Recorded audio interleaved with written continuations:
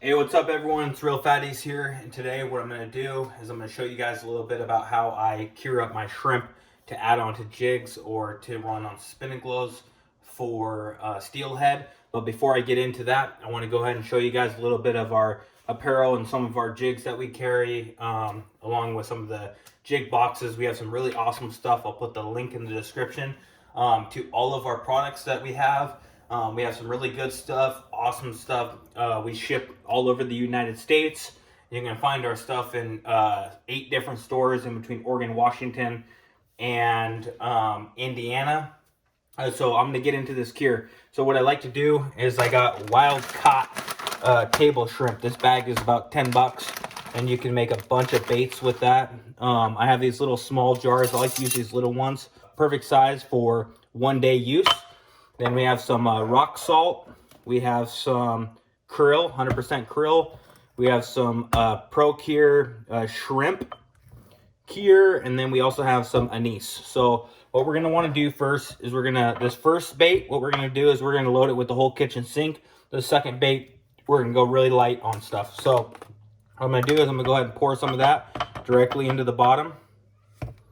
So you're gonna want about that much, just about right there. Then what I'm going to do is I'm going to take my distilled water or river water. This is river water right here. I'm going to go ahead and pour that in there, just like that. Go ahead, I'm going to add my salt. I'm not very particular about any of this stuff. This is just a good cure.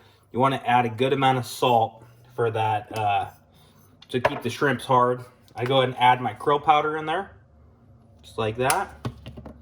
And then you do not add the oil anise until after the shrimper is in there. What I like to do is get it all covered up just like that. Mix it all up. This is going to be your brine that your shrimp is going to go into. So once you have that all cured up, it's going to be a nice red shrimp. Just like that. I'm going to open that up. Go ahead and open up my salad shrimp here.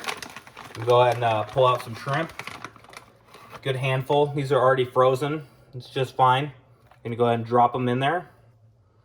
Go ahead and grab another little handful. Go ahead and get them on in there. Just like that. Once it's full, I'm going to go ahead and put the lid on there.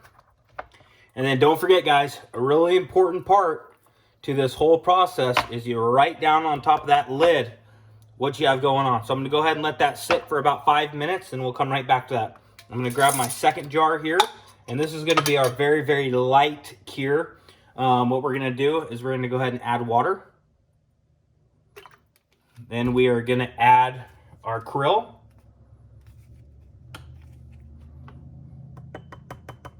This is going to be a lot more of a natural cure here.